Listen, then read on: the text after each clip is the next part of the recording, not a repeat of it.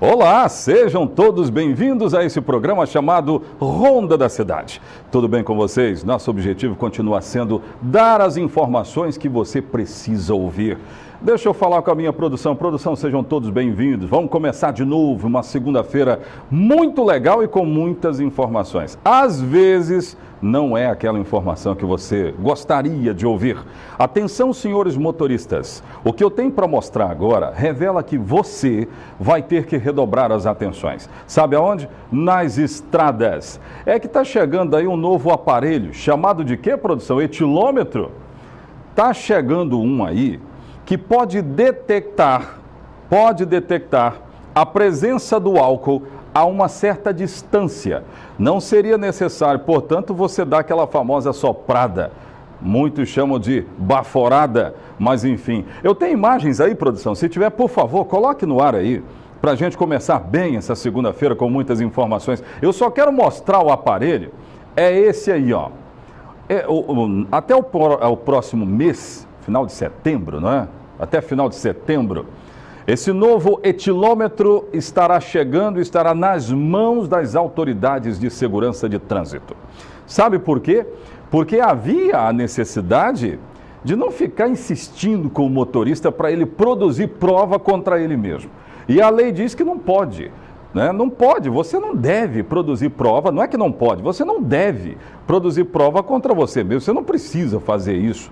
Só que quando a autoridade policial que estiver no trânsito, nessas vias que eu estou mostrando, elas chegarem até você com um novo etilômetro, um novo aparelho para detectar a presença dos beberrões, aí já vai não ser mais necessário, não é? Já não será mais necessário apelar para que o motorista sopre o bafômetro. E isso vai acontecer muito mais vezes. Então, é isso que nós temos para trazer agora, nessa segunda-feira. Há um pensamento para melhorar ainda mais essa história do trânsito. Evitar que o motorista dirija bêbado. Tem muitos motoristas dirigindo trêbados, é bem verdade? E se nós pegarmos a maioria dos acidentes, a gente vai ver que a causa deles foi o beberrão. O cara bebeu, foi para o trânsito de forma totalmente irresponsável.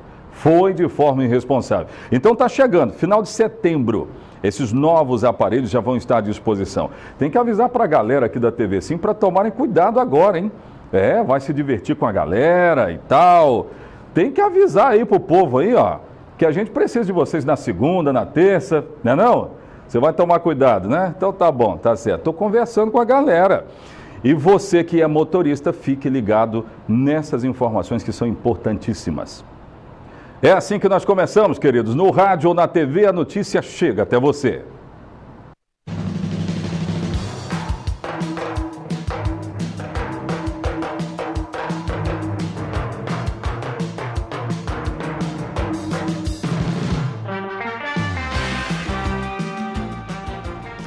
Falando em acidente, daqui a pouco eu tenho uma notícia versando o acidente, falando a respeito. Acidente que aconteceu aqui na região. Quero lembrar a todos que estão nos acompanhando pelo canal 45. O canal 45 abrange a região noroeste aqui do estado do Espírito Santo. Obrigado, Rio Bananal e todos vocês nos municípios vizinhos que nos acompanham. Por falar em Rio Bananal, tem notícia de Rio Bananal também, né? Galera já me passou, daqui a pouco eu vou trazer, não é boa não. Eu não sei explicar o que aconteceu em Rio Bananal, mas já nós vamos trazer. O canal 20 lá na Grande Vitória, muita gente nos acompanhando lá. E muito obrigado a você no canal 16, Linhares, Soretama e toda a região. Vamos falar de acidente então. Neste final de semana houve um caso de acidente. Eu tenho fotos aí para mostrar, produção. Atenção, hein? Eu tenho fotos para mostrar aí de um acidente que vitimou uma adolescente de 15 anos na BR-101, na altura do bairro Canivete. Trata-se de um acidente automobilístico que aconteceu e uma adolescente acabou morrendo. O nome dela eu tenho aqui, Ellen da Silva Agostinho. Eu tenho uma foto dela, uma mulher muito bonita, uma adolescente muito bonita, acabou morrendo nas estradas nesse final de semana. Ela deixou a parte muito triste também dessa história, além da tragédia, de toda a tragédia, é que ela morreu e deixa uma criança de 11 meses que ficará agora sob os cuidados dos familiares. Mas Ellen estava ocupando espaço nesse veículo Peugeot. Qual é a placa desse veículo aí? MRO 8082. A polícia agora está apurando o seguinte: esse Peugeot estaria em alta velocidade, o condutor teria perdido o controle da direção e aí bateu no muro que a gente está mostrando. Logo em seguida atingiu um poste, a batida foi muito forte realmente, foi um impacto muito grande. Tinha mais outros ocupantes nesse veículo, acabaram se ferindo levemente, foram levados para o hospital HGL. A Polícia Civil, esse é o detalhe. A Polícia Civil começa esta segunda-feira. Coloca a imagem do carro de novo lá para mim, do carro apenas. A Polícia Civil investiga agora se de fato, o motorista desse Peugeot estava em alta velocidade. Porque aí está um crime de trânsito. Não pode, né? Alta velocidade nesse bairro Canivete, onde muitas pessoas atravessam toda hora a BR-101, cortando perímetro urbano, inclusive. Então a polícia agora está investigando. A informação que nós temos é que o motorista fugiu do local e cabem investigações. Mas a parte muito triste é que houve uma vítima fatal, a Ellen da Silva Agostinho, que morava em Córrego Farias. Eu tenho uma audiência muito grande em Córrego Farias, falo para um grande público de lá, e esse caso chocou a comunidade. De fato, chocou demais a comunidade de Córrego Farias.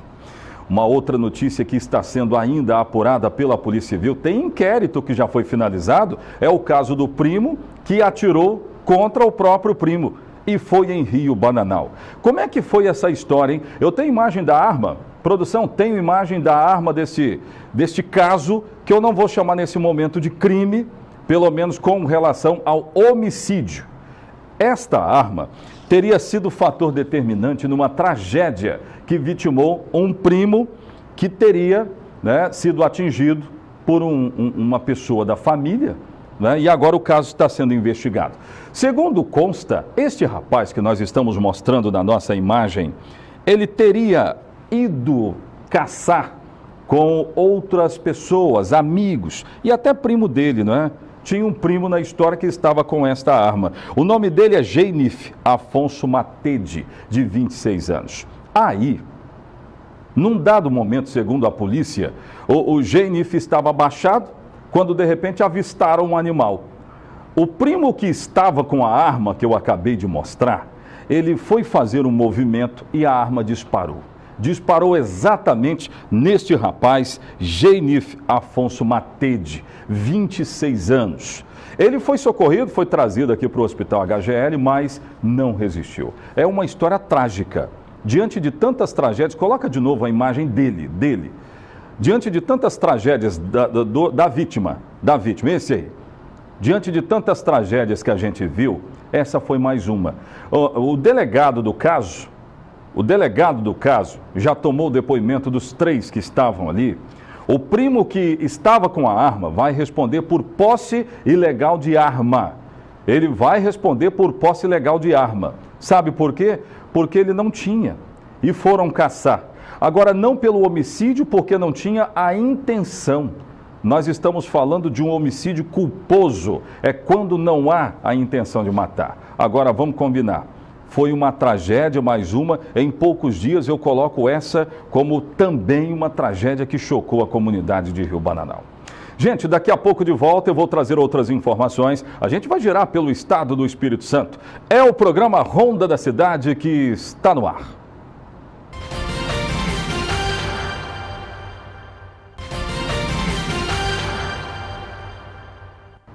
Olha, daqui a pouco eu vou falar sobre trânsito. A comunidade de Pedra d'Água, em São Mateus, quer saber por que é que existe um radar que está multando. Produção, a informação é que esse radar está multando todo mundo, pegando todo mundo de morro abaixo. Mas aí o que acontece? Não está seguindo as regras para ter um radar ali. Não pode chegar e colocar um radar de qualquer jeito. Tem que estar bem sinalizado, porque senão as pessoas, os motoristas, muito embora errados, eles ainda podem recorrer de multas, muito embora excedendo em velocidade, coisa e tal. Então tem regra para isso. Daqui a pouco nós vamos atender a comunidade de Pedra d'Água em São Mateus. Agora vamos falar de lei trabalhista. Depois da lei trabalhista, aumentou o desemprego. A proposta não era essa, né? Mas aumentou o desemprego. Agora, uma coisa que aconteceu de fato e que já é uma constatação, não sei se para o bem ou para o mal, é que o número de ações trabalhistas, é isso mesmo, né, produção? O número de ações trabalhistas diminuiu consideravelmente. Por que será, hein?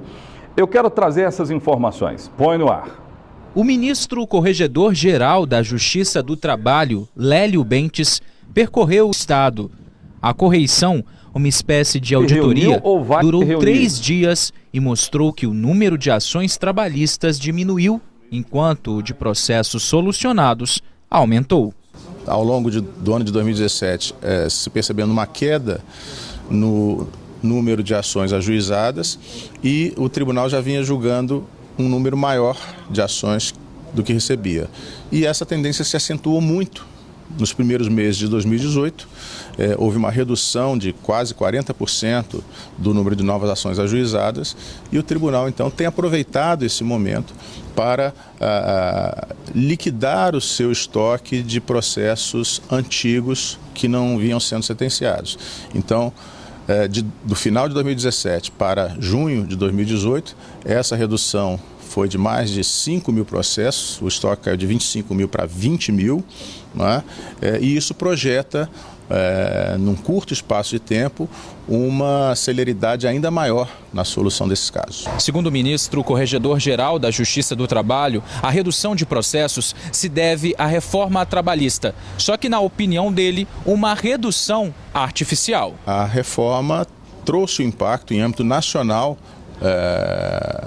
na redução do número de novas ações ajuizadas, principalmente porque ela estabeleceu restrições ao ajuizamento de novas ações, inclusive no que diz respeito à imposição de penalidades para o trabalhador que reclama e que não é bem sucedido. Na verdade, o ideal seria que nós tivéssemos uma redução do número de ações pela diminuição dos conflitos e não uma restrição formal imposta como penalidade àqueles que demandam no seu trabalho. Bentes avaliou alguns pontos de melhoria.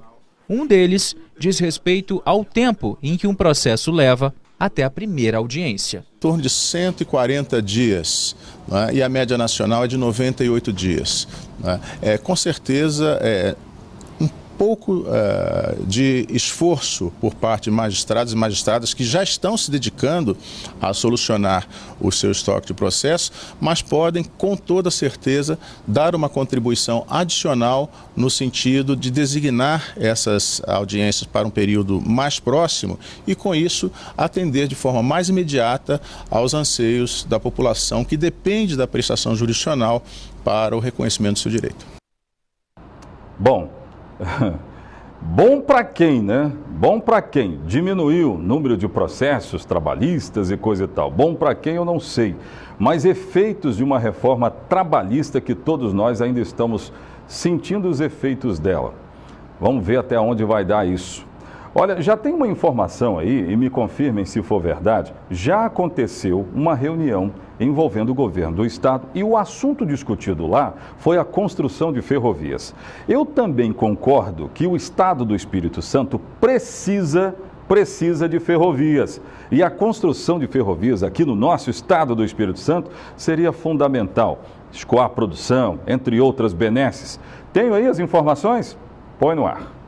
A reunião contou com a participação de executivos da Vale e do governo do estado, que vão compor um comitê técnico para a criação do modelo de construção do novo ramal ferroviário no Espírito Santo. Nós criamos um comitê técnico que vai ser composto de 6 pessoas, 3 representantes do estado, 3 executivos que serão indicados pela Vale, para que esse comitê construa o modelo que vai permitir a construção do nosso ramal ferroviário. A expectativa é que o novo ramal, além de cargas, também transporte passageiros. Vai ser trabalhado num primeiro momento até o Bu, até a Anchieta. A principal fonte de recurso que será trabalhada é a fonte dos créditos de ICMS da Vale. A ideia também é que esse ramal permita não só cargas, mas também passageiros. Esse foi um ponto importante. O governo do estado já sinalizou que o valor de 1 bilhão liberado pela Vale não é suficiente para a construção do ramal ferroviário. Segundo o secretário de Desenvolvimento, um grupo de trabalho vai estudar como adquirir mais recursos. Tem um crédito acumulado da ordem aí de R$1 bilhão, como foi dito na discussão anterior, mas é possível também trabalhar os próximos créditos que serão acumulados. Essa é uma discussão que nós vamos constituir e isso será definido a partir de uma estimativa de preços mais definitiva em relação ao custo da ferrovia, e aí há a necessidade da conclusão do projeto básico para que se possa ter esses valores. Muito bem. Olha, daqui a pouco de volta tem outras informações no programa. Atenção, comunidade de São Mateus, Pedra d'Água, né? Eu vou atendê-los daqui a pouquinho, porque a reclamação que chegou para nós do Honda, e a galera gosta de ver o Honda em São Mateus, é com relação a um radar que foi colocado, ao que me parece, de forma completamente irregular. Tá tudo irregular. Moradores, então, cobraram das autoridades competentes. Eu vou mostrar daqui a pouco no Honda.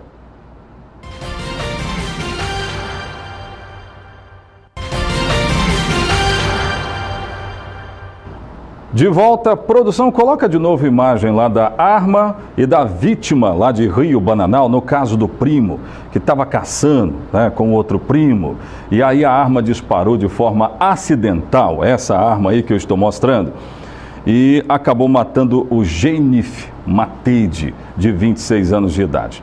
A informação que nós temos é que logo após ter ocorrido o disparo, isso foi nesse final de semana, logo após ter ocorrido, antes eu disse que a vítima foi trazida ao hospital HGL. Não. Este rapaz aí foi levado para o hospital de Rio Bananal.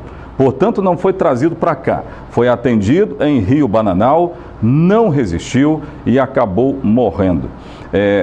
O traslado, o que aconteceu depois foi que as pessoas envolvidas foram trazidas aqui para a cidade de Linhares para prestar depoimento ao delegado plantonista da 16ª Delegacia Regional. Nós lamentamos mais esta tragédia nessa cidade tão querida. Vamos falar de Pedra d'Água, então? Nesse trecho lá em São Mateus, os moradores estão reclamando da presença de um radar. Tem o radar, mas só que estão faltando algumas coisas para identificar, né? Não tem placa, não tem nada. Então, a regra para ter um radar é minimamente isso. Você tem que identificar, olha, a tantos metros tem redutor de velocidade. Mas está faltando. Tem um monte de informações agora que eu vou trazer deste caso. Põe no ar. Condutores vêm sendo surpreendidos constantemente ao receber multas por avanço de sinal na rodovia ES 315 km 89.7, trecho que liga o bairro Pedra d'Água a São Mateus. No entanto, tal penalidade pode ser considerada ilegal e arbitrária, ferindo expressamente o Código de Trânsito Brasileiro. De acordo com a legislação brasileira, as imagens do radar devem registrar a faixa de pedestre e a linha de retenção. E como é possível ver, aqui no local não existe nenhuma demarcação. Por tal razão, aqueles que ultrapassam a linha de retenção, que pelas circunstâncias é imaginária, ou encontra-se com o veículo parado ou na iminência da frenagem, estão sendo autuados com multas por avanço de sinal. Eu recebi com bastante surpresa, porque não é uma prática minha avançar sinal, né? Até mesmo em grandes centros, né? Eu paro em sinais vermelhos, né? E ali, no local que eu estava, no horário que foi aplicada a multa, que foi às 20 horas, né?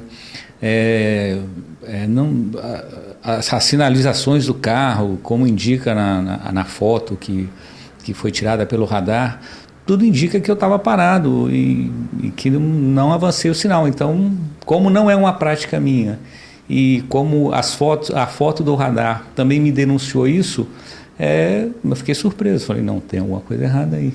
O que ocorre ali naquele trecho, especificamente, é que condutores que eles ultrapassam a linha de retenção ou a faixa de pedestres, que é inexistente no local, né? Eles têm sido multados com o carro parado ou na iminência da frenagem, quer dizer, com velocidade bem reduzida, 10 km por hora. Isso porque o radar, ele tem demarcado essa linha de retenção, só que se a gente for ao local, a linha de retenção não existe, né? Não tem demarcação de faixa de pedestres, não tem linha de retenção, não tem nada lá. Então, por que ela passa a ser indevida? Porque o Código de Trânsito Brasileiro, ele diz que a sinalização ela tem que estar em perfeito estado de visibilidade. Você tem que ver ela, seja de dia ou à noite. Segundo a advogada, para que essa cobrança de multa seja considerada legal, os órgãos responsáveis devem executar uma repintura da faixa de pedestres e linha de retenção, pois no estado que se encontram não alcançam os fins para que se destinam e ainda ocasionam a aplicação de injustas penalidades aos condutores que por ali transitam. A portaria do Denatran, ela diz que o radar ele tem que pegar na imagem dele essa linha de retenção. Então, nas multas, a gente vê que tanto na imagem quanto você indo ao local, não há demarcação de sinalização. Então, essa multa ela passa a ser ilegal porque condutores que ultrapassaram uma linha que não existe, né, de sinalização têm sido multados mesmo sem avançar o sinal vermelho. Então, isso é ilegal. O que a gente aconselha é que esgote todas as vias administrativas, né? São três instâncias, então recorra até a última instância. E se não for anulada a sua multa, recorra ao Poder Judiciário, porque a multa é ilegal, então exerça os seus direitos. É o mínimo. Quer cobrar, cobre. É claro que é muito importante, tem que ter o radar. Não pode exceder em velocidade, porque o local seguramente é para travessia de muita gente, então tem que ter. Só que tem que demarcar. Você imagina bem, existe uma demarcação e tal, que deveria existir, aliás, aí de repente não tem a demarcação e tem motorista sendo multado, porque existe ali uma demarcação invisível. Então não tem cabimento, não tem cabimento.